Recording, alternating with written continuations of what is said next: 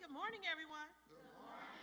I ran a 5K this morning at the Hot Chocolate Run. Ran, and then I had my hair done yesterday, and it's so sweated out. Sit down. I know, and I ran, I was like, oh my God, so I look a mess. I ran this morning, but anyway, it's an honor to be here. I am so honored because first I was like, I told Sabrina I couldn't do it. And she said, well, Gail, it's not going to be nice. So it's in between this and another event. So I'm honored to be here because I heard about the church. Didn't Michael Guyton come here and hang these? So Michael Guyton speaks so highly. He was like, Gail, you got to see this. They are amazing. They're growing all this. Like, y'all the bomb. So I was like, is that same church? I was like, oh, y'all the bomb. But I love this culture. Like the culture movement you have going here, this is like amazing. But the one thing I do have to say, we do need a strategy, and we got to take the confusion out of our money. And that's it. And it is a shift, and it is changing, you know that, but especially for us, we pay the highest interest rates. You already know that. You already know we pay the highest interest rates. So, but I want you to know, paying interest is not in your best interest. When it comes down to receiving interest, that's in your best interest. So I'm going to give you some tips today and talk about how to change, but I just want to tell you a little bit about myself, my background, about why I'm here, why I do this. And the reason why is because I ended up, you know, how I got in the business. I had no clue. Who in here first had no clue, like with brokerage firms, stocks, bonds, nothing. I was going to school. I wanted to be a doctor. I wanted to, you know how everything changes in your life? And everything changes in your life. So anyway, fast forward, you know, I grew up in foster care. So I ended up, I don't know, some of you guys might know my story, but anyway, I grew up in foster care. Anyway, I couldn't walk, talk, blah, blah, blah, whatever, to the age of 4. This doctor said he prescribed love, not money, not anything. An older woman took me in. People who were actually broke took me in their home. And this doctor came over and said, quit taking her to the hospital, just give her love. I had braces on my legs. I was labeled special needs, said I'll never walk, never talk in my entire life. Then finally, as I said, just love her. Only thing I remember was getting Glover's mane and sulfur 8 on my hair because I was bald-headed. That's all I remember. Y'all might know what that is. So I had a stinky head. And then after that, I ended up, they talked to me, now I never shut up, and I run. So anyway, love means let obstacles vanish effortlessly.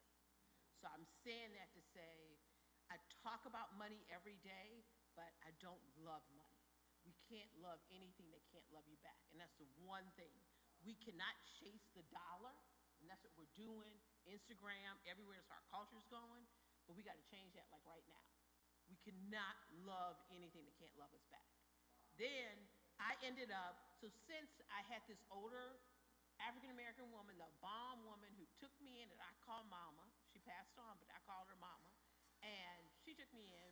She didn't know anything about college. I said, I'm going to college. I'm doing this. I'm doing that. I didn't know about college. I had no mentors, no nothing. And I went away to college. Anyway, you know, I got married, pregnant, divorced. I was in my first year of college. Nobody's business what came first in here. But anyway, so fast forward, a brokerage firm, I sent out all my resumes, and a brokerage firm called me, and I'm like, divine order. I'm broke, brokerage firm. So I looked at it like, I'm getting ready to go work at a brokerage firm. So I love to talk, so here I am. They asked me to be the receptionist. So I'm the receptionist. People coming in the door, and I'm like, hey, how much money you got? You know, it was all white men, Jewish men, everybody coming in, millions of dollars. And they were going to see all these other white men who I had to answer the phone for, do everything for. So I'm like, hey. So finally, a woman came in. She was a younger white woman. And I said, so I talked to her, and I said, hey, can I talk to you for a minute? What are you doing? And she said, well, I got $1 million to invest, and I never want to work ever in my life. I want to make my money work for me. I have 2 kids. I just got divorced, and I'm thinking, girl, me too? But overdraft protection was my line of credit. So I'm like, wait a minute now. So I'm like, well, wait a minute, hold up. So she said, well, what I'm going to do is, she said, I'm going to make my money work for me. I said, well, girl, how you get this $1 million? And she said, through her divorce. And I'm thinking, well, first of all, who'd you marry? And I'm like, and she said, through my divorce. And then that's it, because I asked God, like, well, you hit the number? You caught a case? You know, I mean, I didn't know. So I asked her that. So that was my culture. That was my mentality. You know, you come in here with $1 million, you young, you got, I was like, oh, shoot, what you got? Caught a case, hit the number. She's like, no, I'm just going to make it work for me. And I want to raise my children and don't want to work. And I'm like, here I am, my child at daycare. I'm trying to get assistance for daycare. And I'm like, well, wait a minute. So then she said, I asked, could I get promoted to become a secretary? So I could success leaves clues. I wanted to case the situation out. Case means copy and steal everything. Okay. So I'm going through people's accounts, because that's how I'm going to the computer. I'm going to people's accounts. I'm like, hey. They own, Gucci stock. They own Louis Vuitton, Moet Hennessy. They own this. They own that. And I was like, wait a minute. And I said, I wanted to buy Coach. I wanted to buy this. They owned it. So I would go in their accounts, but they wasn't coming in the office wearing it. And I was like, okay. So I was like, okay, this is what I can do. So I ended up, once I did that for a few years, learned everything, and I said, hey, I want to become a financial advisor. They actually said to me, you are a single black mother. No way. We will not invest in you. We will not give you training. You cannot take the test. You cannot do this. You cannot do that. So there go my strategy. I'm like, oh, you said no? Like, what? Somebody was taking the test. They left their books on the table. I went and picked up my son, Brandon, from daycare. Came back to the office. Had keys to the office by this time. Keys to the office. There's books. There's copy machine. Now, I believe, I write books, so I believe in copyright laws, but I didn't know them at the time. Anyway. There's the books, there's the thing. So I copied the books, and I studied. So we got to get things that people will not take from us. Go get every license and everything you could get. Go get it. Just go get it. I'm not saying degree is fine. They can't take that from me, but get a license too. So anyway, I study for a test every morning. So I know I talk too loud. Okay, so anyway, so I ended up studying for this test. So I said, okay, I'm going to come in and take this test. They said, well, Gail, you'll never pass it anyway. And so I had to go away to Chicago, and a secretary paid for me to go. Anyway, I ended up taking this test, passed it. They was like, no, you can't. Gail, no. You're licensed secretary. So I read, and I would read about successful people. To this day, what I do is I read about successful people, and I send them a congratulations note. I touch 10 people a day. I just send them a congratulations note. I don't ask them for nothing. I just send them congratulations. I'm proud of you. So a guy named John Rogers, I don't know if anybody know Ariel Fun or anybody who know who Melody Hobson is. Melody Hobson is married to George Lucas. She's the chairman of the board of Starbucks, chairman of the board of the Black Fund, J.P. Morgan Chase. She's over billions of dollars now. She was an intern. I read about her boss. I called her up. She was an intern. I said, can you put me in touch with him? Can you come to Detroit? She said, yes. I ended up learning how to write press releases, learning how to go to black churches, black MBA, black all these different organizations, black accountants. And I said, hey, I want to put on a seminar. I want to teach my people in Detroit about this strategy on investing. So anyway, I ended up, I had 200 people say they coming. Next thing I know, I didn't have the money to pay at the hotel. It was $350, St. Regis Hotel. I did take a job as a cocktail waitress for 2 weeks, earned $350 in tips at night after I worked all day.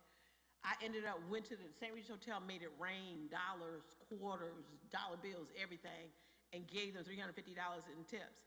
And then I put it on. John Rogers came and Melody Hobson came. Melody and I sat there next to each other and opened up over 100 accounts for $25 a piece that night. My job said, oh, Gail, we don't want these little bitty accounts. And I broke down and started crying. So he came out and they gave me a chair with some wheels on it. And they said, Gail, you can roll over and try for 30 days to be an investment advisor. These are the goals you got to meet. Or if you don't make it in 90 days, we're not giving you any training, no leads, no nothing. And we want you to roll right back on over being a secretary. So fast forward, I became VP, blah, blah, blah, you know, so, but I'm not into titles. I'm not into titles because that doesn't mean anything.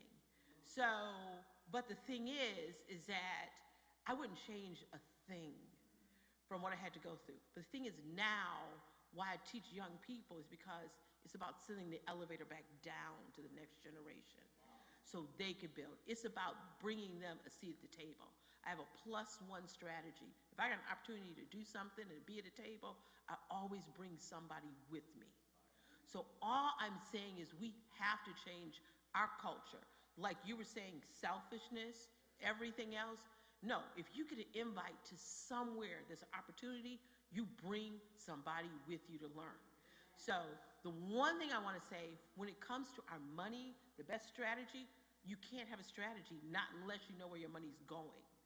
You got to put a GPS on your money. Nobody's money in here should ever be homeless. So we all need a strategy because I want everybody, and then I want you to teach other people this strategy. So say, anybody here use mint.com? In mint.com? Write down now. In mint.com, M-I-N-T, mint.com. If another thing, if you're kids in college, Pocket Guard. Married couples, Honey-Do. Those are all apps, free, safe, follow your money. Mint.com gives you a financial report card every Friday.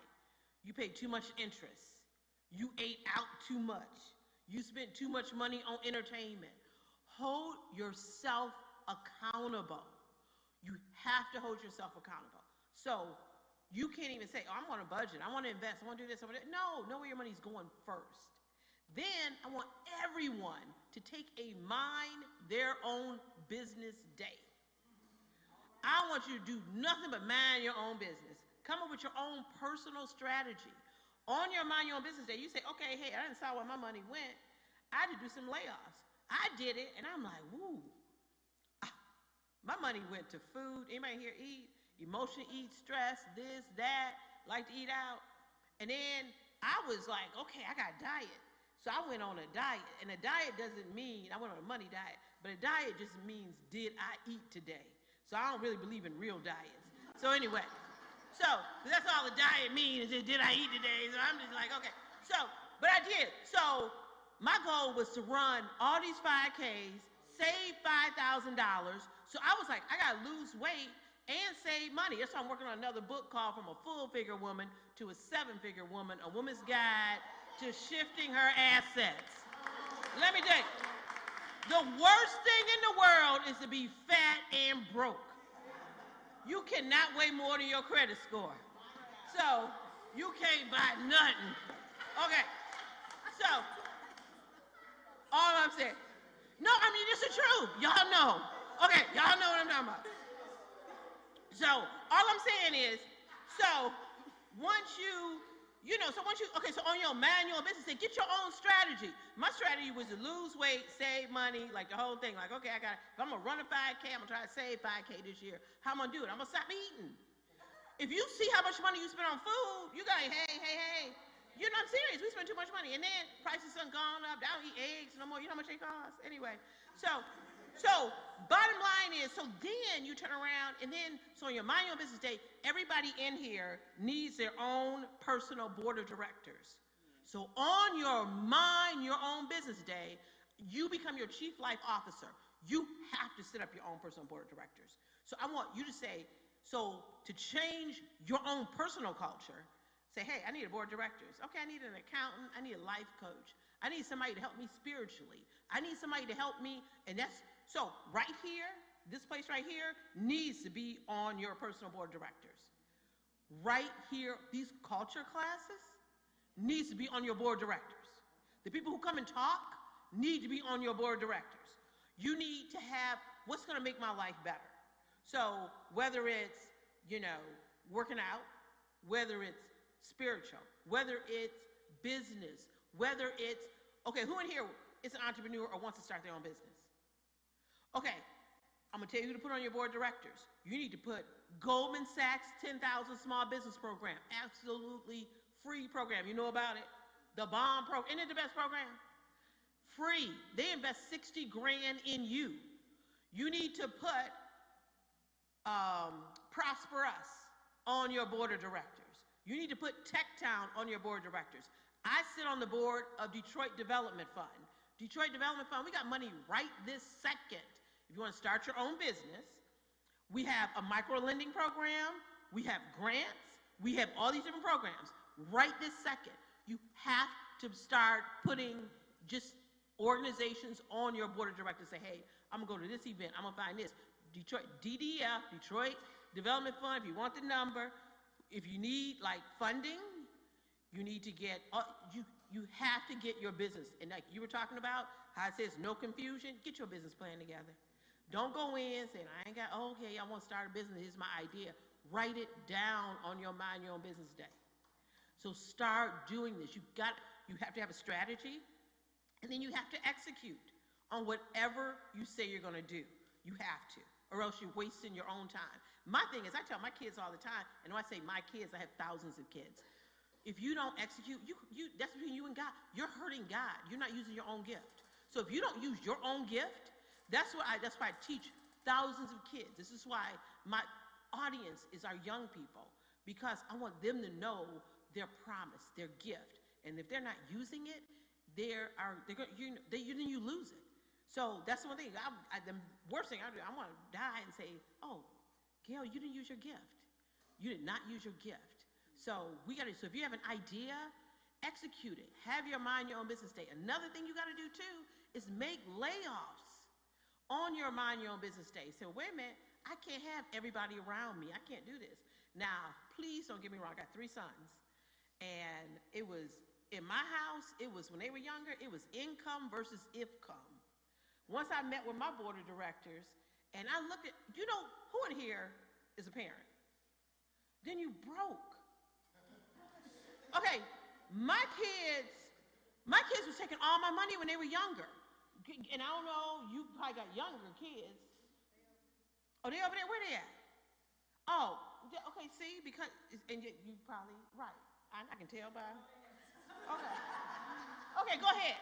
So, and they probably look like my kids when they take, because they take probably long showers, right? One thing in the washer, one thing in the dryer. Don't put gas in the car. Leave the refrigerator door open. I don't know what you're looking for. Lights on. So I came home, and then and then my children, this is the worst thing. I don't know if your kids ever did this. I cook. I love to cook. So I cook the same thing. That's how I was raised by my older mama. She was like, I cook this, you eat, right? My kids had the audacity. Oh, I'm vegan. What? Vegan? Then, you vegan. My other one came up to me. I'm pescatarian. I'm like, no, we Baptists. What? Like, you vegan? Look at her. Have you go to a vegan restaurant or vegan? I want just only vegan, no flour, no this, no that. It's like $10 for a cupcake, right here. Look at her. Look, looking like a vegan, right? No, I'm serious. Like that is like. My kids. So I said, income versus income. You cannot come in my house if you don't bring in any money. So it was income, you can't come. So I said, one of y'all got to go. Because I had 3, high maintenance, vegan, this, that. No, driving the car. I was like, no. So anyway, then they almost made me change my address for insurance. Because the insurance go up, don't it? But I couldn't do it, you can't do that anyway. But anyway. So, but the thing is, so I ended up, so I told my kids, but my oldest son, he obeyed. He speaks 5 different languages, smart, perfect score on the SAT, not speak 2 languages, English and body language. And so, but anyway, and I don't know if tongues is a language. But anyway, I know you're talking about tongues today. You bilingual too. I heard you. So anyway, uh, but but Brandon ended up going away to Wharton Business School, which I ain't never even heard of Wharton, but he wanted to go to these high expensive schools and all this stuff. And anyways, he went to Wharton Business School. So he ended up becoming a translator. So if you speak a different language, that does not include tongues. But anyway, but he ended up becoming a translator in school, made $200 to $350 an hour. And he got perfect score on the SAT. He was just smart, and now he turned his passion into his payment. He now teaches people how to get scores on SAT, do this, college, a career planning, the whole deal. So he definitely works for a VC firm, a venture capital firm, killing it now. So I got to give my son all the credit in the world. But if I wouldn't have laid him off, and if he wouldn't have stopped becoming a vegan, because I told one day I came home and I said, I'm making you eating this steak, like right now. I was so mad at him. I was like, no, you're not. So anyway, so then my middle son, SAT, he just stood for Saturday. He wasn't as smart as, just like me. I don't get good scores on tests and whatever. So anyway, so Dexter ended up, he turned his passion to his payment by, he loves sports and Nike and this and that. He called me at work, Mom, bring me home some Nike stock. I'm like, okay. So I brought home Nike stock. He wrote Nike a letter. I own the company. So then it was only $25. He said the NBA, this was back when the NBA was on strike. He said, so the stock went down to $25. So I paid $25, bought him stock. He said, Mom, I'm gonna write them a letter. He was great at writing, great journalist. And he said, can I become an ambassador for Nike? All Nike gym shoes, everything came in the mail 6 months ahead. Jordans, this, that, free. Yes, I had to buy no gym shoes, which was good. Then he turned around and wrote coaches' letters at Michigan State, emails, everything, U of M. So he ended up becoming the basketball manager, free tuition, by becoming the manager of the team. So he got free tuition at University of Michigan. And don't get me wrong, I kept Beeline's dog at the house, and I named him Little Tuition. Like, come on, Little Tuition. When I kept it, so I helped out with the dog. But the thing is, so Dexter ended up, he just turned everything into gratitude. He just killed it in the sports industry. So he ended up writing sports head injury bills for the Senators, doing this, doing that. Went and got his master's from Georgetown, did all this stuff in the sports industry. So then he got appointed by Obama to do his sports brackets, bring in all the sports teams, do that. So then, after that, he worked for all this other sports stuff. But now he's back with working with Secret Nation. Anyway, he does a lot in the sports industry. So that's what my middle son does. So he could never make the team. He was freshman, he never made any of the teams for nothing. But anyway, he did get freshman football because they can't, I just wanted to just see him in the uniform. I just want to take a picture. But anyway, that was all. But anyway, that was it was good. But he managed the team. So, but now he speaks to young people of how to work in the front office because he worked for the NFLPA, the MLB. Internships are so important for our young people. So he worked for NFLPA, NBA, everything. So he worked for all the organizations, NCAA. Every summer he worked MLB, everybody. So he ended up was well-rounded in sports every summer, and then everywhere he left, I would get all my kids, and this is what you got to do. You got to get your own stationery and write letters to people every day. Handwriting is still important. So he would write a note, thank you. So Dexter bought basketball because he wants to be a commissioner of the NBA one day. So he bought basketballs, and he said he would leave a basketball at people's, wherever he say, thanks for giving me a shot in life, whoever hired him. Thanks for giving me a shot in life, Dexter. So people, you can go to Obama's office right now. He got a basketball sitting up there saying, thanks for giving me a shot in life. Dexter. They tell me, who's Dexter? They tell me, he's going to be somebody one day. That's it. So anyway, y'all meet Dexter Mason. He getting married too. Yeah, he getting married. Yeah. Mm-hmm. You hear me? We getting married. So he married, yeah. So anyway, we getting married. So I'm planning a wedding right now. Yeah, no vegan meals. Anyway, that's what, and then my baby, Scott, he ended up he ended up playing video games. So you got, one that always play video games. So anyway, but he told me, call me up, bring me Microsoft stock home, bring me Nintendo stock home, bring me Sony stock home, do this. So I would bring them, instead of bringing them items, so I bring him that. Then he became testers for Microsoft. He went and worked for Google. He became an ambassador for Google. Now he works for Microsoft right now. So anyway, but he owned the company. So when he goes on the job interviews, he'll say, oh, by the way, I own the company. So anytime you go on a job interview, anytime you get a contract, like say you got a beauty product and you got a contract, you buy the stock before you go and say, oh, I want your company to prosper. Say the other thing, what Scotty did to make money too, when he was in high school, 8th grade, 9th grade, 10th grade, Scott loved to take, and I saw some photographers around here. I'm telling you, Scott ended up uploading, and this is what, on your Mind Your Own Business Day, you got to get 5 avenues of income, and I'm going to tell you how to do it. So this is what my kids taught me. He ended up uploading the pictures to iStock Photo, Etsy, Shutterfly, everybody.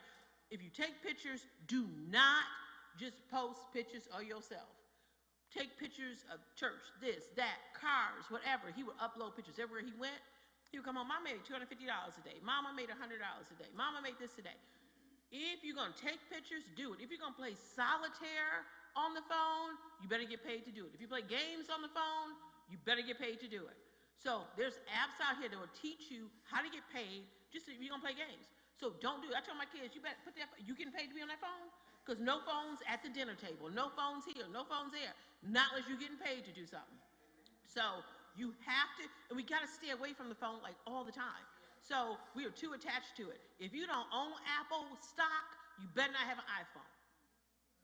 So I want everybody here. Okay, so let me just go into this. On your Mind Your Own Business Day, you better have 5 avenues of income. You cannot leave this place today. Your new culture is going to be having 5 avenues of income. The culture is changing, so it is changing, but the thing is, you cannot get wealthy off your wages is the new culture. You cannot. There is no more pension. There is no more money. You got to have another. What is making money while you sleep? So I have this money camp.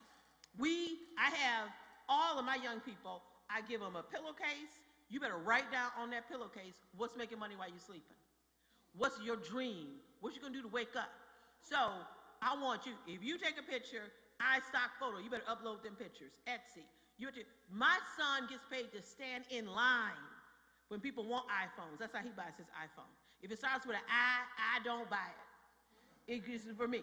So I'm just letting you know. So, but the thing is, so I want everybody here, this is where everything is. You will have more than 5 avenues of income if you do this. It's called the Penny Hoarder. Write this down. thepennyhoarder.com. They will pay you to sleep. They will pay you for your opinion. If you could sleep, I think you got to sleep for, what, you got to like put your cell phone and stay off the internet for 24 hours, they pay you $2,400. If you can, they pay you to sleep, they pay you to, it's so many different things that they pay for. Go to the Penny Hoarder. Every day they're going to send you a new way to create avenues of income. So another thing I want you to do for an avenue of income, who in here has too many clothes at home? Need to purge. Take your clothes to Regeneration right there on Woodward. Right now, go home and clean out your closet. Take the clothes. Before you buy another thing of clothes, take them back and get some money.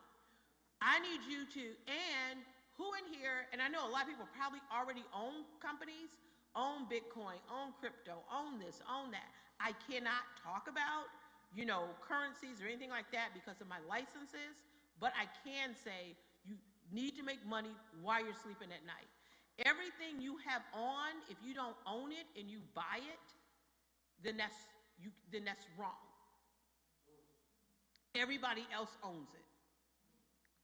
So we have got to start looking at different ways to create, whether it's your business, whether it's cooking, but you also not only exchanging dollars for hours, you need to make money while you're sleeping. How are you going to do that?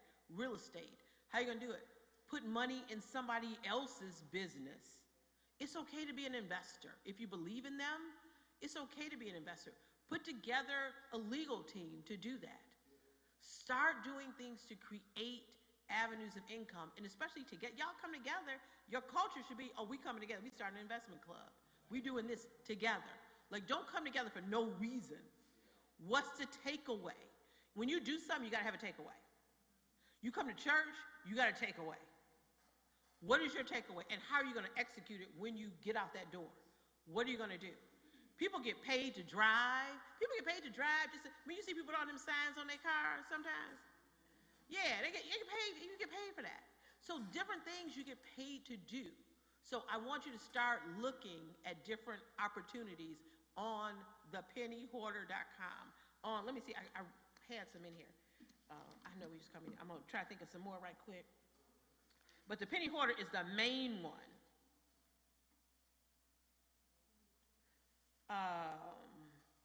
Another thing I want you to do, lower your bills.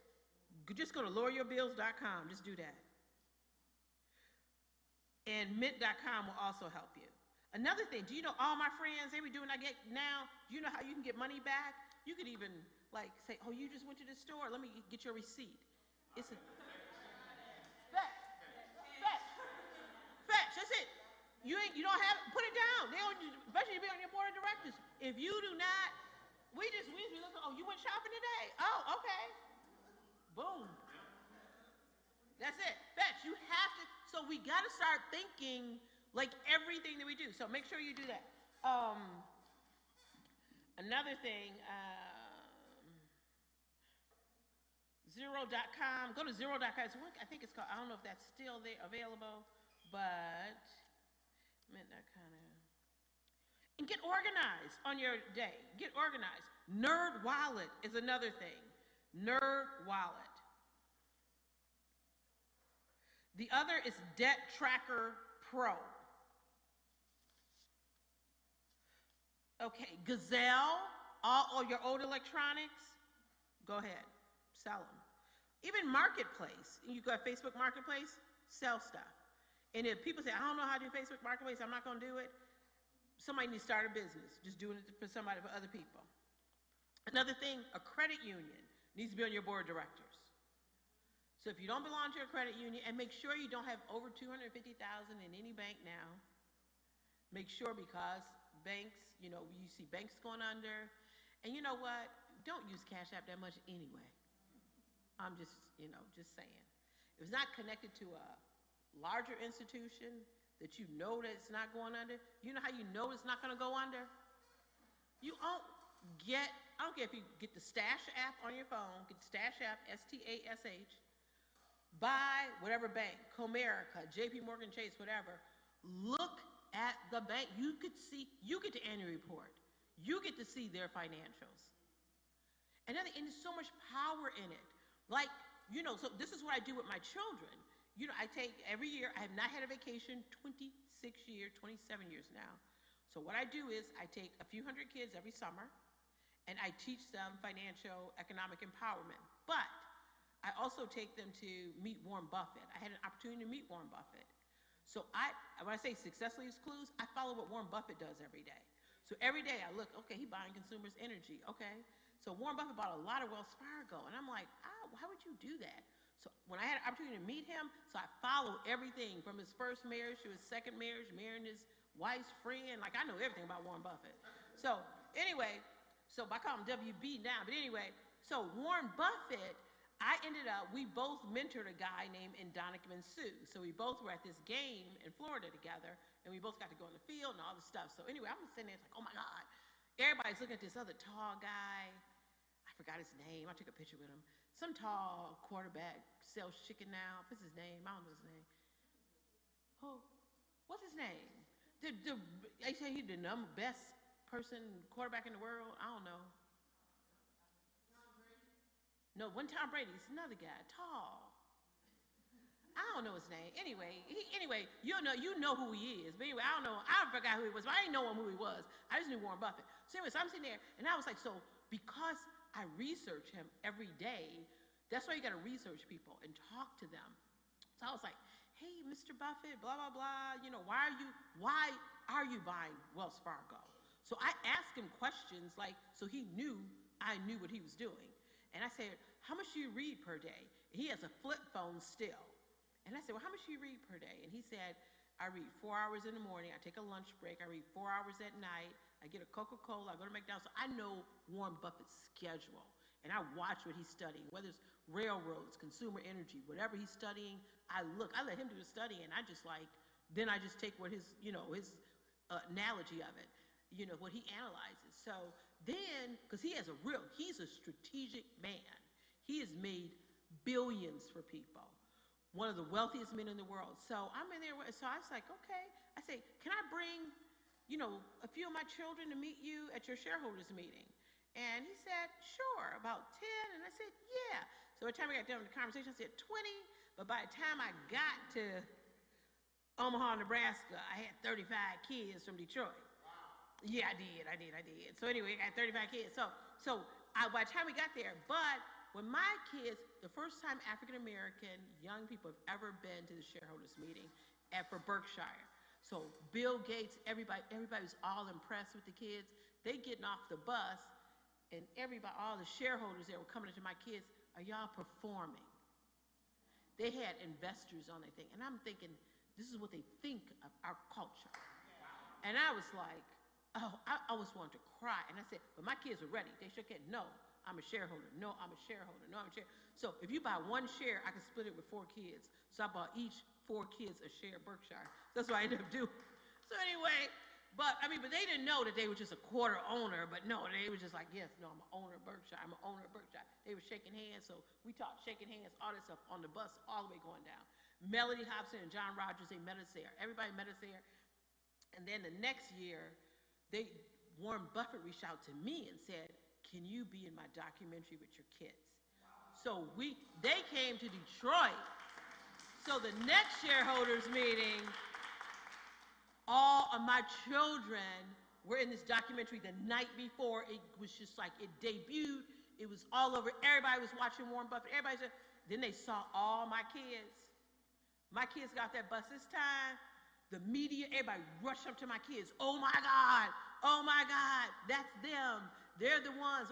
They were treating my kids like they needed to be treated, like stars. So this is my +1 strategy. If I get a seat at the table to meet Warren Buffett, Bill Gates, whoever, I'm taking, it's supposed to be +1, +10, but I take +35 with me. So, and then I had an opportunity to go to Dubai. So I bought all my kids Crocs stock because Crocs is big in Dubai too and all over. And they own a store in Dubai. So I bought all my kids Crocs stock. And I was like, put your Crocs on. We go to the Crocs store in Dubai, and they walked in as owners. This year, I'm so excited. This year, I can't even tell you this year. 32, I'm taking 30. They put my limit at 22. I've got a +10 more. I'm keep pushing to the level because taking them to South Africa. We're ringing the bell in Johannesburg. Yes. So that's our relationship. Oh, girl, we're ringing the bell. We're going to ring the bell in July, after July 24th. We're ringing the bell in Johannesburg. I'm so excited. They're learning international investing. So what my young people are learning, success leaves clues. So my young people are learning about Nelson Mandela this year. Nelson Mandela brings unity, people together with sports. So my camp this year is the sport of investing. So the first day they're learning money baseball. Then they're going from base to base to learn the basics of financial literacy. What's a stock? What's a bond? What's equity? You cannot hit a home run in life until you know the basics. The next day, they're going to learn tennis, learn how to serve. Then we're going to 3 separate communities in the city of Detroit, planting financial gardens, meeting with the seniors, serve the ball, serve the community. We're feeding the homeless. We're doing everything. So that's what it's about, giving back. So then they're going to learn, how to be a baller, defense, run me my money, financial football. So we're doing every sport. And then we're taking, the rest, we're playing sports in South Africa too. And then all of my young investors become entrepreneurs. And then they are selling their goods in South Africa. And do you know, if you sell your goods in South Africa, do you know the state of Michigan has a grant now? This is why you gotta know everybody.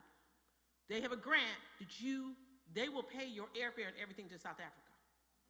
So all my kids, oh no, you selling something. You better come up with something. So you got to get your kids prepared. So I'm getting my kids prepared so they can be selling things in South Africa. So there's so many, right now, if you're starting a business, doing anything, if you got an opportunity, there's so many opportunities right now. State of Michigan, nonprofits, everything. Please, I cannot tell you how, just, you got to, and let me tell you, go straight to your congressperson, go straight to your city council person, go straight to everybody. Go to them. What do you have available? What resources do you have available for this neighborhood? What resources do you have available for businesses? What resources do you have available? Let them know. Right now, just talk to people. Write a note. Congratulations on doing this. Don't stop complaining. Confusion, just have a strategy of gratitude, a strategy of goodness, a strategy, and it will come to you. I promise. That's how things happen. That's what I try to teach my young people. But another thing too, so I take ages 8 to 18. We divide them up like stocks: small cap, mid cap, and large cap. And they could come and teach. Yeah, that's what you need. They can come and teach this class.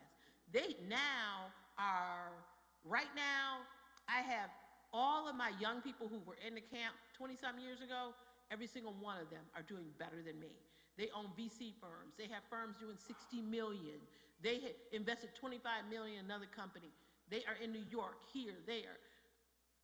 They're coming to Africa to ring the bell with me because they started. Like, this is so powerful that they're doing.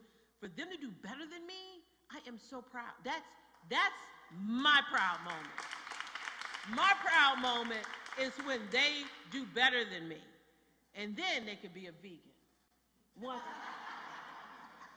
It's when they do better than me. But the thing, so that's what we got to do. And we got to stop. Our culture should be like, oh no, they're not doing better. They're doing better than me. So that's good. Praise them. Go on. Good. Work with them. Hey, let me invest in you. This your business. This your idea. Oh, I'm gonna invest in it. So we got to start lifting each other up. Can I be on your board? Can I do this? Oh, I'll tell you another way to make some money. 2 things. If you want to give your opinion and sit on boards. Okay. Give your opinion, become a mediator. Anybody here ever try to go to mediation school? Anybody went to mediation school? You ain't gonna be an attorney. Mediation school? Okay. Find out where mediation school, Washington Community College, I think OCC, they have it. Mediation school, write this down. Mediation school. If you go there, it's a 40-hour commitment only. Once you do this, they have for all lawsuits, and they have so many lawsuits going on now. The layperson, but they want more experienced people. Lawsuits, they have 1 layperson sit on the board, on the panel, and then 2 attorneys. Everybody gets paid. In Oakland County, I think it's like $1,800 a day. Wayne County is like $1,200 a day. So most people have worked full time, just take a vacation day and go mediate a case. So if you need to make extra, so that's just another way. So my goal, and I'm gonna tell you what my dream is. My dream is to sit on a publicly traded board. That's why I go to these board meetings. That's why I buy this stock and do this. Because I want to sit on a publicly traded board. Do you know how much you get paid? $150,000 to $200,000 a year just to go to one meeting. They fly you on their private jet, the whole thing. So all I want to do is sit on if you sit on a publicly traded board, so I'm grooming myself. I sit on 9 boards now. I sit on DMC, all these different music hall, whatever. So I sit on these boards now just to groom myself on how to sit on a publicly traded board. Now, so I already got my retirement plan. I want to just run my money camp. I want to sit on publicly traded boards, and I want to work at Costco. I do. I don't want nobody ask me nothing. Except for wear this basket. Here this basket. You ever want like no stress in your life? I want to be the Greek because I love to greet people. So I'm like, hey girl, hey. I used to work at Costco, give them their basket. Costco is the best benefits. They treat their employees well. I can eat at the buffet, and then, free food. And then, I could get my prescriptions, get pictures of the grandkids, get all that stuff. Everything at a discount. Because I don't care how much money you have, you can still, discounts, all that stuff. And I always want to work, so I'm just going to give you your best. So if y'all see me at Costco, take that Gail Perry-Mason. Yep. Hey. I'm going to have my wave. I have a ride. I'm going to give you a vest. I want to wear some Birkenstock shoes and a red vest. Like, hey. Yep. And then I want to own, I'm going to own, and all of my money will go to Costco stock. Because Costco stock, I started buying at 60. I told all them workers in there, I go in there, because I get to know everybody in Costco, relationships and everything. I know management, everybody crash it, everywhere I go. Like, hey, they know me. So I know you hire me, once I get into my retirement. So I want that. So I tell them all the time, hey, $65 a share, buy it. I go in there now, look, it's $500. What you say now? And they're like, you told me to buy it at 65. I'm like, yep. I tell every black employee at Costco, you better own your company. You better own this company. You better own it. So now they're looking at so I always, when I see, employees and everything, no, you own this company. So we got to start looking at, we got to start thinking different, a different culture.